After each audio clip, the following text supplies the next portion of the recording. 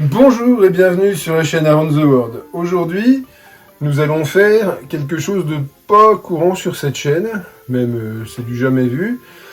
On va faire de la chimie, mais de la chimie qui va nous servir après pour le bois. Je vous fais pas patienter trop longtemps, le suspense est à son comble. On va faire de l'encaustique, mais on va faire de l'encaustique. On va faire de l'encaustique teinté, on va faire de l'huile cire, on va faire plusieurs expériences, j'en ai jamais fait. J'ai vu plein de recettes et on va les tester aujourd'hui. Ça fait un peu cours de cuisine du dimanche, hein. Raymond Oliver est pas loin, mais bon allez, au travail.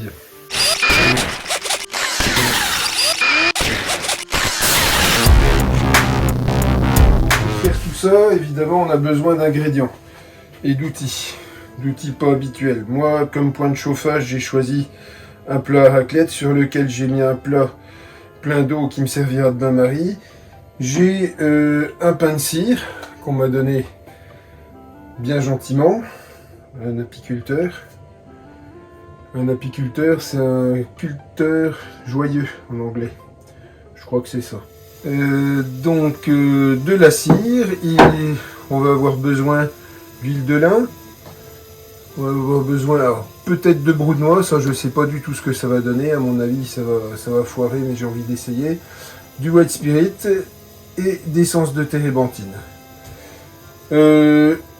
L'essence de térébenthine c'est traditionnel, mais il paraît que c'est poisseux. Je sais pas, je vais essayer, je vais bien voir. Et il y a le mélange au white spirit qui est un petit peu moins naturel, mais qui n'est pas poisseux paraît-il aussi. Mais je vais essayer et j'ai envie de me rendre compte par moi-même avant de dire quoi que ce soit. J'ai aussi du pigment synthétique qui s'appelle ombre calcinée. Donc je pense que pour faire une teinte chêne foncé, ça devrait aller pas mal. Et j'ai aussi des pots de confiture vides dans lesquels je mettrai mes mélanges à la fin. Voilà, je crois qu'on va pouvoir se lancer. Je vais faire des copeaux de cire. Alors je vais les mettre sur un papier parce que là, ils vont tomber dans les trous de mon établi autrement. Et pour ça, quoi de mieux que de récupérer les vieux catalogues de pub. Allez, on essaye de faire des copeaux. On va voir ce que ça donne. Apparemment, avec ça, ça marche bien. J'avais vu qu'on pouvait le faire avec une râpe à carottes. On peut le faire avec un couteau, on peut le faire avec un rabot. Bon, moi j'ai ça, j'ai dit tiens, je vais essayer ça. On va bien voir ce que ça donne. Je vais zoomer un peu plus. Alors, je vous raconte pas comme ça sent bon. La cire d'abeille, c'est un plaisir.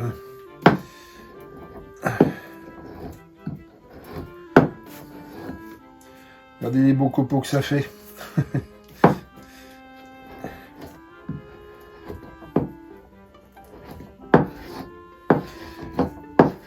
Je vais en faire un bon tas, je vais pas filmer tout. Hein.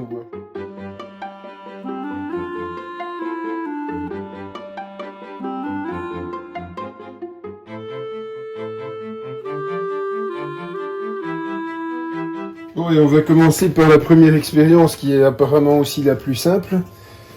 C'est la térébenthine.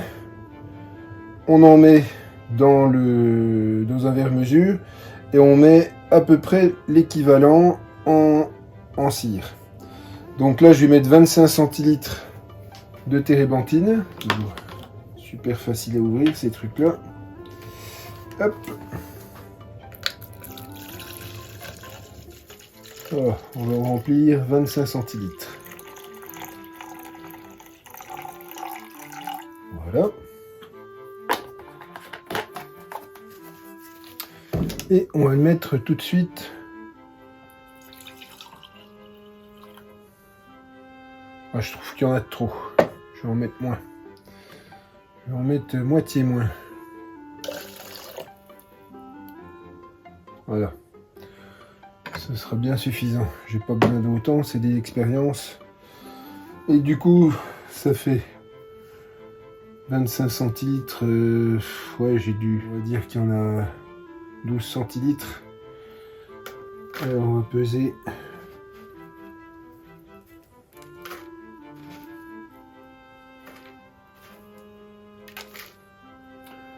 Ouais, mais je trouve qu'il y en a de trop. Vous savez quoi? Je vais y aller au pif.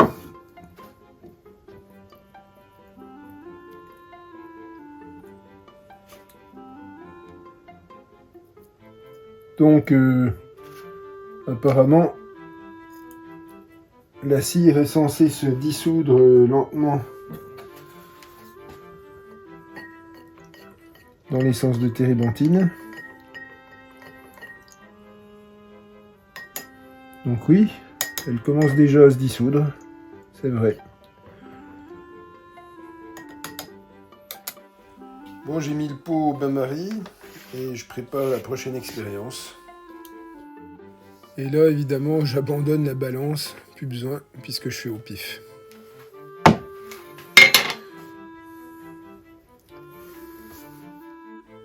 Et là, désolé, j'ai complètement oublié de filmer, j'ai pas appuyé sur le bouton au moment où il fallait, et j'ai fait l'inverse, donc je vous explique comment j'ai fait. J'ai mis de l'huile de lin et de la cire, et je vais la mettre au bain-marie, évidemment.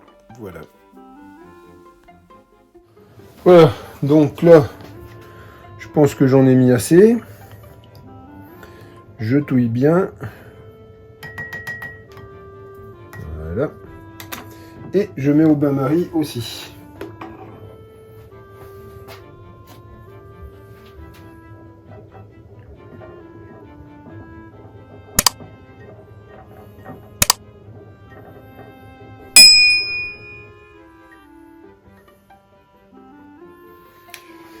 Et là, on va faire une troisième expérience. On va mettre ce qui me reste de térébenthine, c'est-à-dire très très peu. Vous voyez? Voilà.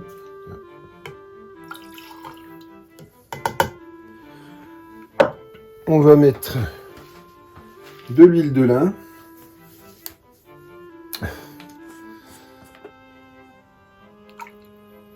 Voilà. Il en faut bien plus, mais vous vous en rendrez compte juste après.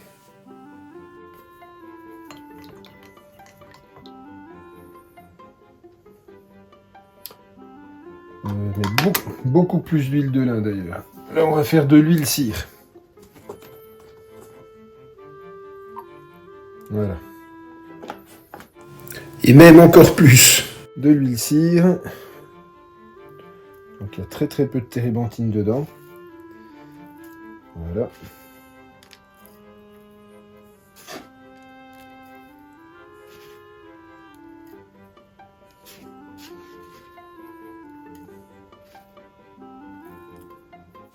Là par contre il faut mettre beaucoup moins de cire.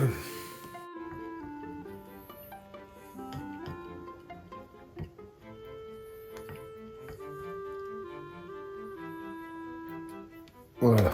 Au bain-marie aussi. Et la quatrième expérience, on va faire de la cire teintée. Donc là, la cire teintée, je vais faire du white spirit.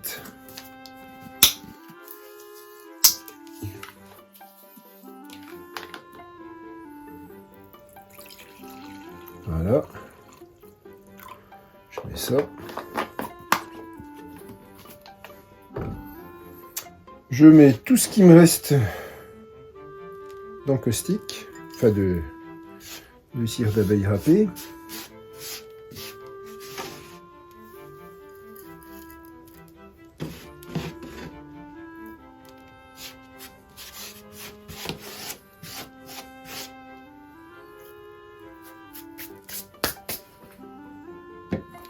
Ça a l'air bon, on dirait du chocolat blanc.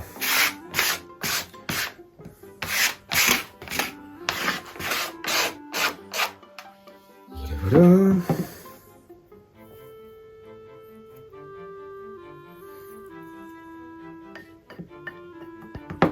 Voilà, donc on met bien tout.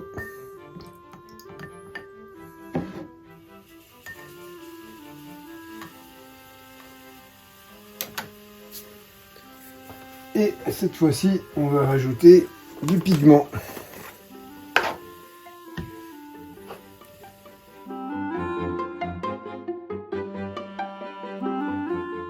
Voilà, j'en mets une bonne cuillerée. Hein. Peut-être que c'est trop. Je le mets, je le saupoudre pour éviter les grumeaux. Et tout de suite, je le referme pour qu'il ne prenne pas l'humidité. Et je touille. Donc là, si ça marche, je vais avoir une encaustique, une belle encaustique chêne foncé, on va dire.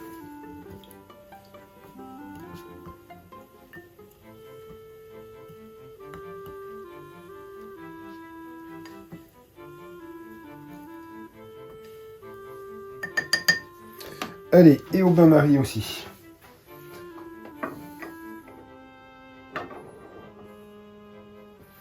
Et on se retrouve quand tout est fondu. Donc là, on touille en feu. Bon, celle-là, elle est prête. Hein. Ça, c'est la première, c'est de la térébenthine pure avec de la cire d'abeille. Donc celle-là, on va pouvoir la retirer du feu. Ça, c'est pas encore fini de fondre. Donc on va le laisser encore. Hein. Celle-là, oh, elle est prête aussi. Encore 2-3 petits copeaux, mais tout est fondu là. Et l'encaustique teintée, c'est pareil, elle est prête aussi. Et ben, on va les retirer du feu et on va mettre tout de suite une étiquette dessus avant de les confondre. Tout est presque cuit. Alors, je mets des gants pour ne pas me brûler, pour ne pas me mettre de produits chimiques. Encaustique chêne foncé. Donc ça, c'est celle-là. On va commencer par celle-là, c'est la plus facile à repérer. Je remue une dernière fois et je le sors. Et je le mets dans le couvercle qui correspond. Ensuite, celle-là, celle-là, c'est la première que j'avais faite. Donc ça, c'est l'encaustique, simplement de la térébenthine plus de la cire. Donc c'est celle-là. Voilà, je vais la poser là, hein, peu importe. Voilà. Hop. Ensuite, on a la térébenthine plus huile de lin plus cire. C'est celle-là. Et c'est celle-là. Voilà. Et la dernière, elle n'est pas encore tout à fait fondue, mais presque. Oh, je peux couper l'électricité sous le four à raclette. L'eau est encore chaude. Mais là, ouais, tout est fondu pratiquement. Donc celle-là, c'est l'encaustique avec le white spirit.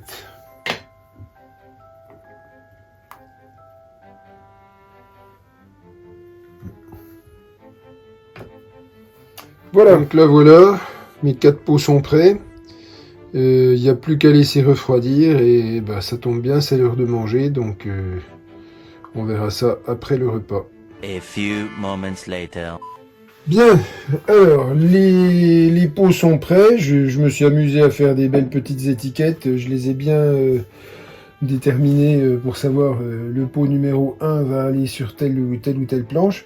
J'ai 4 échantillons de bois, j'ai du chêne, j'ai du mélèze, j'ai du noyer, j'ai du sapin. Et je vais les essayer tous, un par un, et on va voir à la fin ce que ça donnera.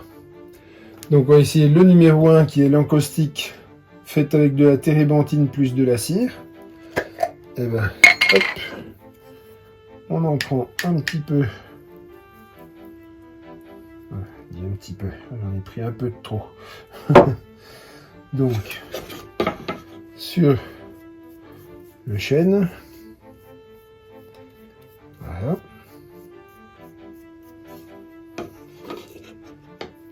Sur le mélèze.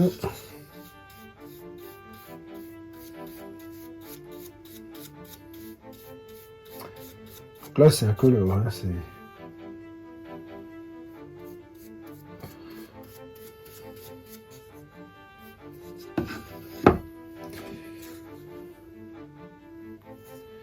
Sur le noyer. Sur le noyer, ça fonce tout de suite. Hein. Voilà. Et sur le sapin.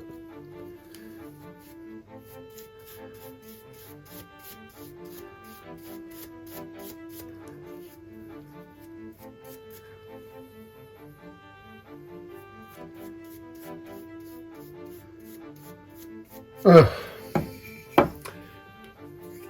Bien. Alors.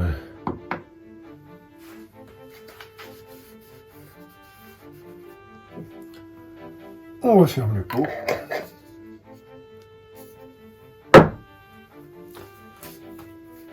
On va nettoyer le pinceau et on essaye le numéro 2. On passe au numéro 2. Pardon, je m'égare. Donc le numéro 2, c'est l'huile cire. Donc vous voyez, elle est un peu pâteuse, mais pas de trop. Je vais récupérer ce qu'il y a dans le couvercle. Et on teste tout de suite. Sur du chêne.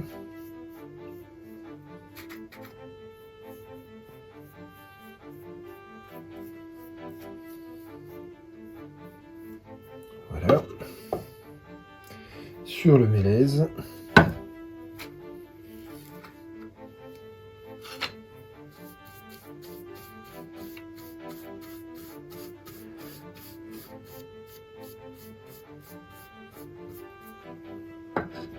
Ouais. Sur le noyer.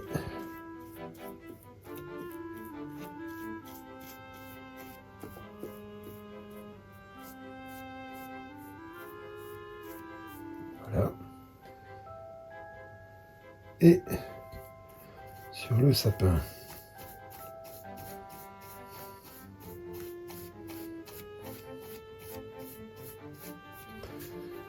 Je vais nettoyer le pinceau et on va passer au numéro 3. Voilà, je retourne tous les échantillons.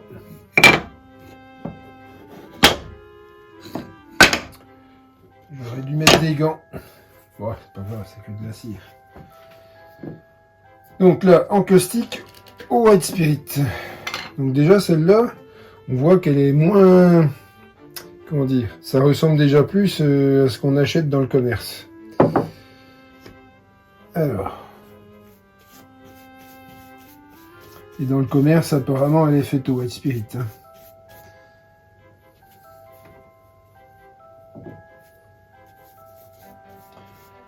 Donc, toujours pareil sur le chêne. Après, sur le mélèze.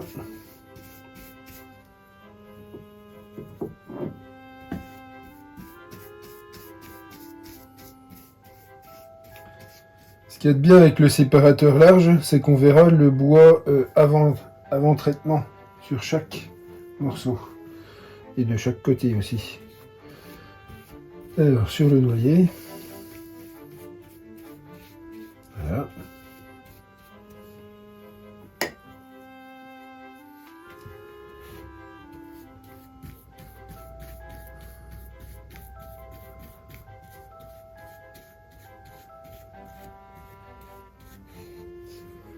Zou. Ça, c'était White Spirit, le numéro 3. Je lave le pinceau et on passe au dernier. Et le dernier, c'est le pigmenté chêne foncé. On dirait du Nutella.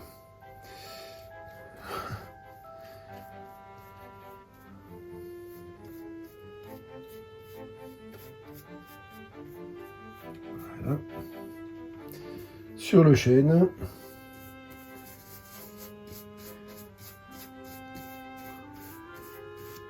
Alors là, le problème du pigment et des teintures, des cires à pigment, c'est que pour que ça prenne bien, j'aurais pas dû poncer les surfaces à traiter. Pourquoi? Parce que la teinte, elle rentre mieux dans les pores quand c'est pas poncé. Quand c'est mal poncé, en tout cas. Mais bon. Bon, sur le noyer, n'y a pas une grosse différence. De toute façon, le noyer, vous le mouillez, il devient foncé. Ça, c'est...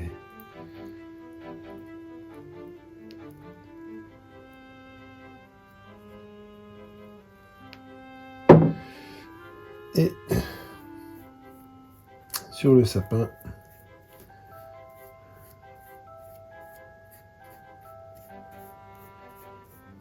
voilà. Bon, j'ai encore une fois de plus nettoyé le pinceau. Bon, ben, il ne me reste plus qu'à essuyer tout ça.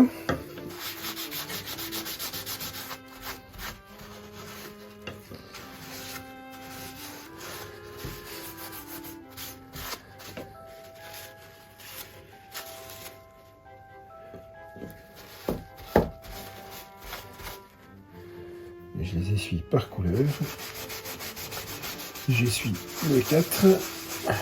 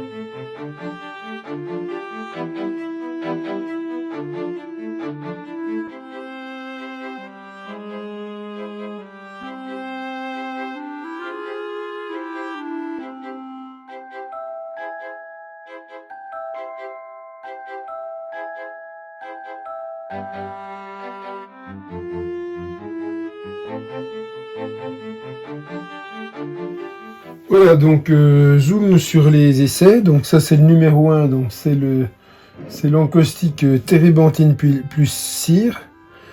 Donc sur du chêne ça donne ça. Par rapport à la teinte naturelle, c'est un petit peu plus foncé. Le numéro 1 sur la térébenthine. Voilà, là on les a tous l'un à côté de l'autre. Voilà, donc vous voyez au milieu la limite de bois naturel. Là vous avez la cire, donc en numéro 1 on a l'encaustique térébenthine plus cire. En numéro 2 on a la térébenthine huile de lin Donc là, c'est l'huile cire en numéro 2. Hein. Alors, mention particulière sur le noyer. L'huile cire sur le noyer, c'est magnifique. Sur les autres, franchement, c'est à peu près pareil. Un petit peu plus foncé sur le mélèze. Sur le sapin, ça change rien. On retourne les échantillons.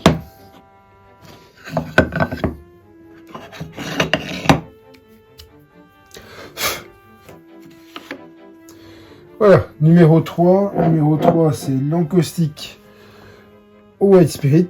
Donc l'encaustique classique qu'on peut retrouver dans le commerce. Ça change pas grand chose sur le chêne. Enfin, c'est plus foncé quand même. Sur le mélèze, ça rend très bien. Ça rend très bien. Sur le noyer, c'est assez foncé, c'est pas mal. Ouais. Et le numéro 3, donc sur le sapin, l'encaustique plus White Spirit, bon, c'est une teinte naturelle, quoi, qui va jaunir avec les ultraviolets du soleil. Et voilà. Alors, le numéro 4, donc ça, c'est l'encaustique chêne foncé. Eh ben, chêne foncé, ok, mais bon, à part sur le mélèze, ça change un petit peu la teinte. Sur le noyer, rien du tout, c'est même plus foncé avec l'huile de cire. Sur le sapin, un petit peu plus foncé quand même. Voilà. Bien, ben, on a fait le tour des expérimentations d'aujourd'hui. Bon, ben moi je trouve qu'il ressort de toutes ces expériences, celle que je préfère, c'est l'huile cire. Je crois que je vais en refaire en plus grosse quantité. Ben, bon, là j'ai quand même de quoi faire pendant au moins plus d'un an, avec le peu que je viens de faire. Et vous voyez, il me reste encore tout ça de cire d'abeille. Donc là, j'en ai pour la fin de ma vie. Enfin, à moins que je me mette à faire beaucoup plus de meubles cirés, ou que je me mette dans l'industrie, mais ça, il y a peu de chance. Sur ce, il me reste à vous souhaiter une bonne semaine, et amusez-vous vous aussi à faire vos petites expériences chez vous. À bientôt!